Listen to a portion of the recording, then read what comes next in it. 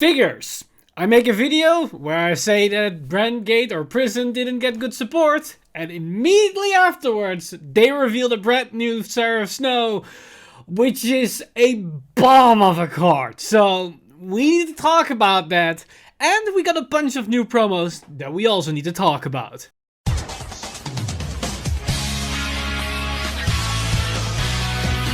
Stand up! Vanguard! Hey Cardfighters, welcome back to another Cardfight update, and today once again is the Tuesday livestream reveal, and this time it was all about the new Seraph Snow support cards, including the new Grade 4 that was revealed in the latest anime episode.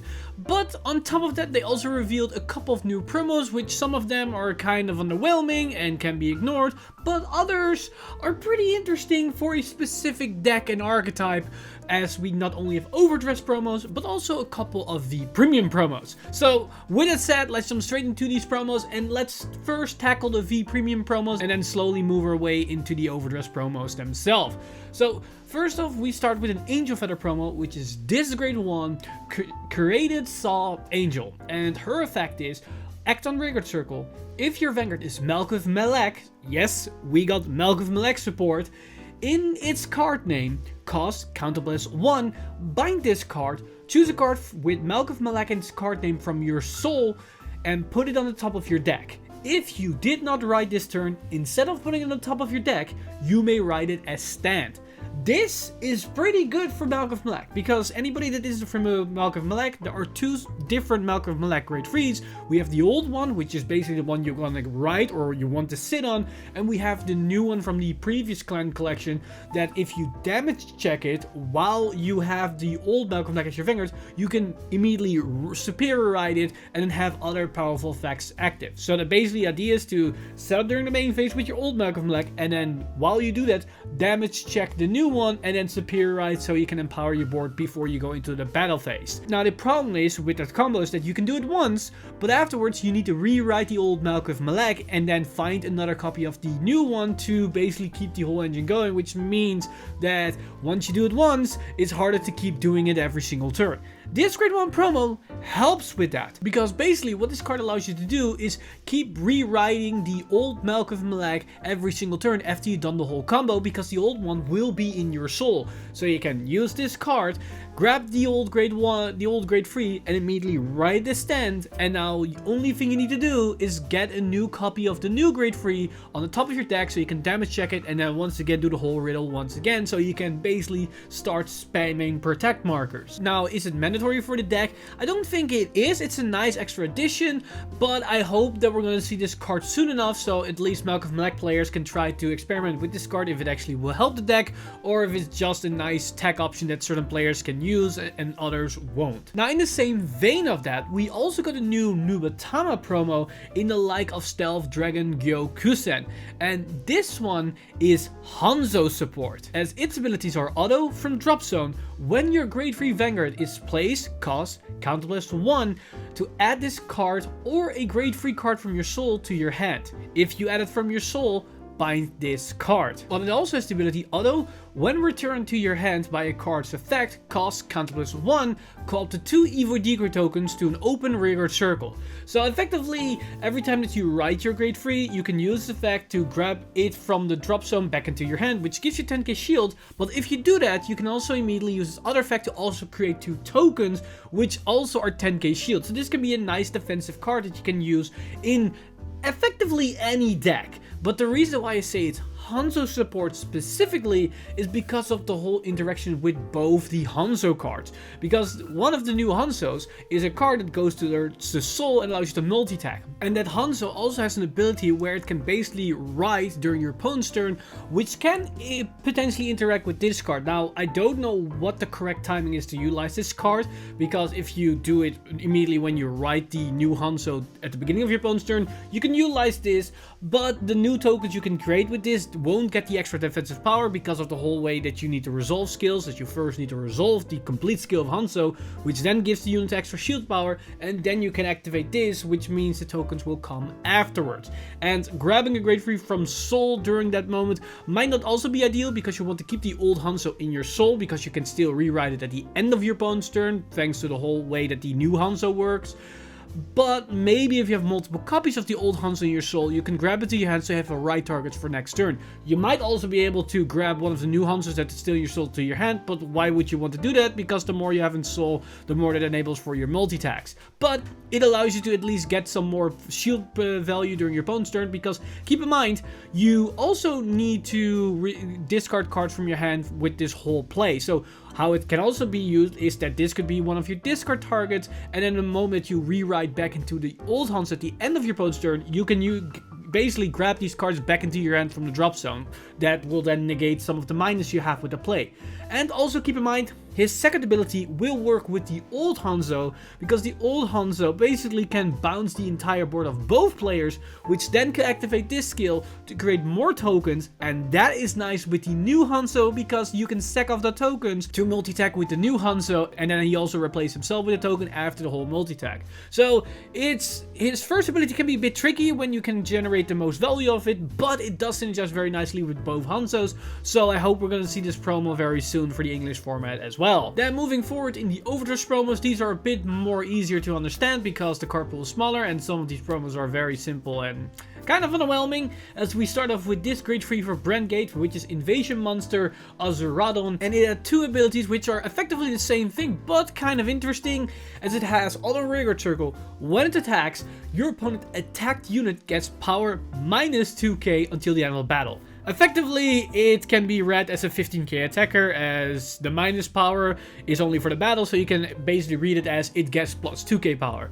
But then its second effect is kind of interesting and kind of unique, as it's Auto and Rigor Circle. When it is attacked, your opponent's attacking unit gets power minus 2k until the end of the battle. So effectively, it's basically a 15k base during your opponent's turn, but not really, so this can somewhat interact differently with other units that have that works either with base power or just changing power numbers.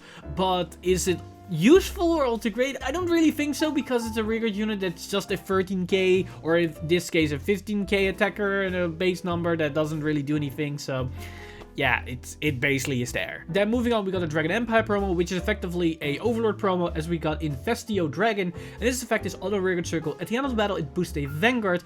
If the boosted unit is stand, cost Soul Blast 2, choose and retire one of your opponent's front or rear guards, and your Vanguard gets power plus 5k until the end of turn.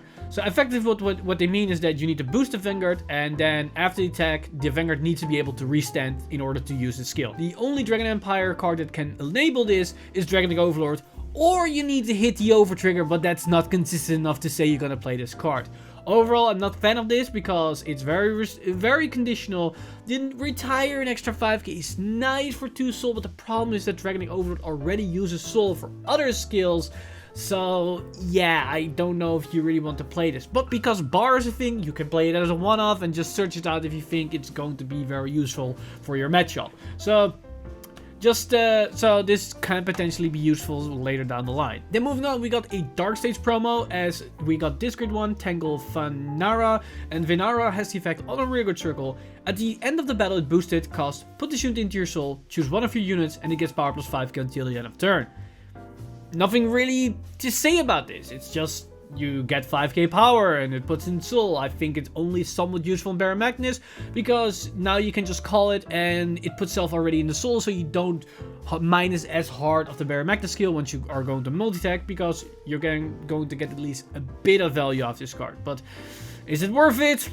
Probably not. Then a grade 1 that, in my opinion, is probably worth it is this new Orphis grade 1, as we've got Cardinal Prima Cagula. And Cagula has the effect Auto Rigor Circle. When placed, if your world is Dark Knight, you may soul charge 1. If your world is Abyssal Dark Knight, you may soul charge 2. This skill is effectively the same as another grade 1 that we got, but then it was on the Guardian Circle. This is playing on the Rigor Circle, so it's more aggressive. But now we get to the second skill, which changes this card completely, as it has Act on Rigor Circle. If your world is Abyssal Dark Knight, cost Soul Blast 1, retire this unit, call a Shadow Army token to the Rearguard Circle. Effectively, if you're going to use it for this skill, you're going to place it during Abyssal Dark Knight, which means by using this card, you effectively get 1 soul and a token. So this card in your hand is 1 soul and a token.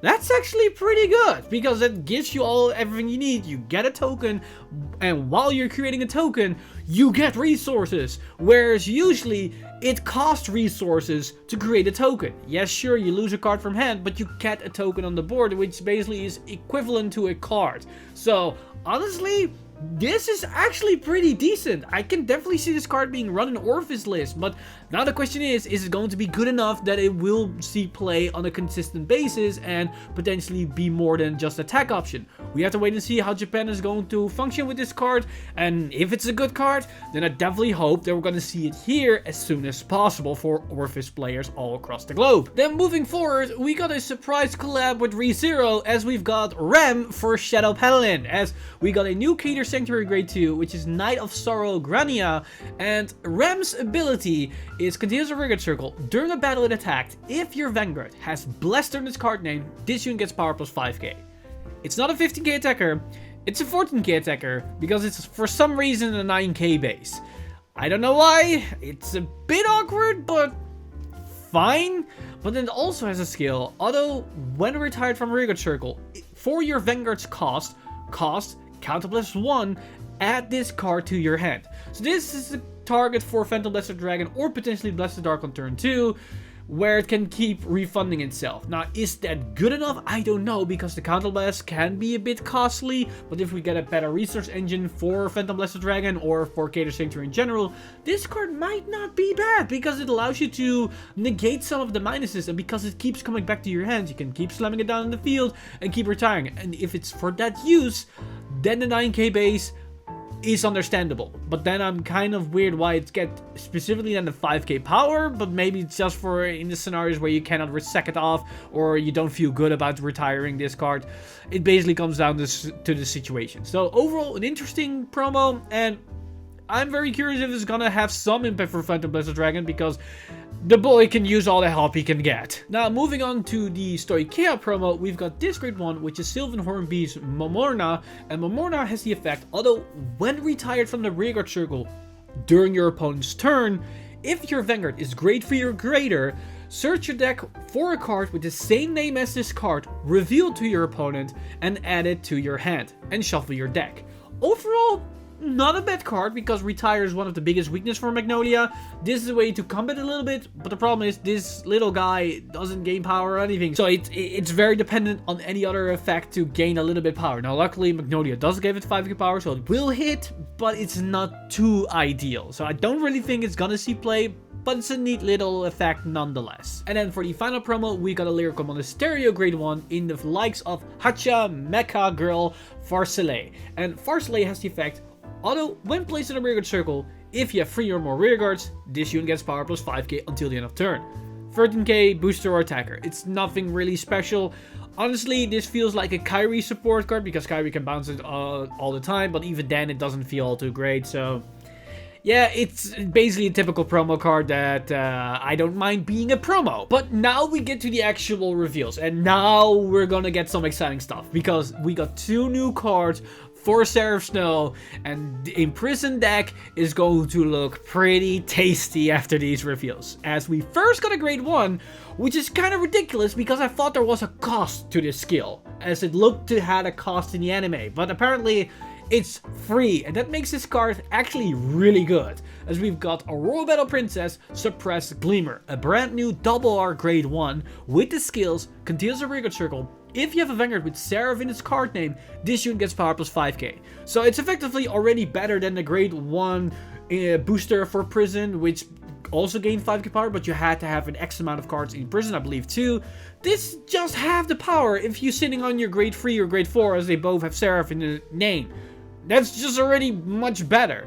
But then on top of it, it's getting even better, as it has a skill auto. When this unit is placed in a rearguard circle from hand, if 3 or more of your opponent's cards are imprisoned in your prison, search your deck for up to 1 card with the same card name as this unit, call to the rearguard circle, and shuffle your deck. It's a 3+1 that specifically searches for another good booster, and it filters the deck. That's actually really good. Now overall, it's just 2 13k boosters in your hand, but it is a 3+.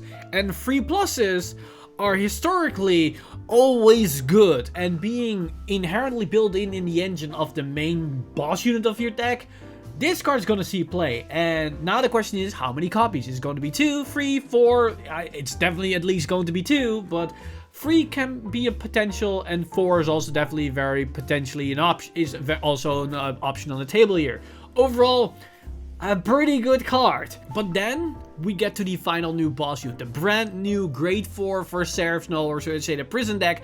And this card blew me away, in the fact that this grade 4 deviates away from what we saw from Magnolia and Nirvana, where it basically was similar to the old grade 3, but then with a slight upgrade. Seraph Snow says, nah fam, we are going to go to the next level here, as we've got this grade 4 Aurora Fierce Princess Seraph Purelight. And her effects are auto. When this unit is placed on the Vanguard circle, cost, counterblast 1, and soul blast 1 card with Seraph in its card name, which effectively is just soul blast a grade 3, or if you rewrite her, you can soul blast another grade 4 of herself. Your opponent chooses 2 cards, each from their hand, soul, and rear guards, and imprison it in your prison. So this can potentially imprison 6 cards in 1 skill for effectively 1 counterblast, and the soul, yeah, you always have that soul cost because it's an on-play skill. This in itself is basically a finisher already in the making, as it rips 2 cards from your opponent's hand at all times. You cannot play around this.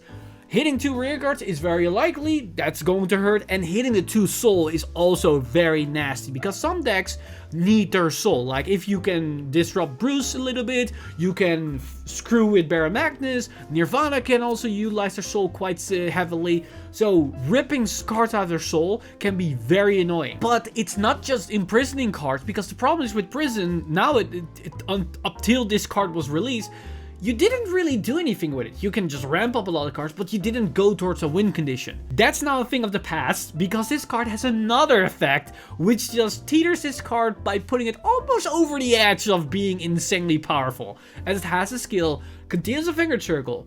During your turn, all of your front row units get power plus 5k for every 2 of your opponent's imprisoned cards in your prison. If they are 10 or more, all of your front row units get critical plus 1. So now you actually are working towards something, because the more cards in your prison, the stronger your attacks are going to be. Yes, Seraph Snow is a free attack deck, but now they are starting to hit like trucks, like Nirvana, but in certain instances, they all will come with crits.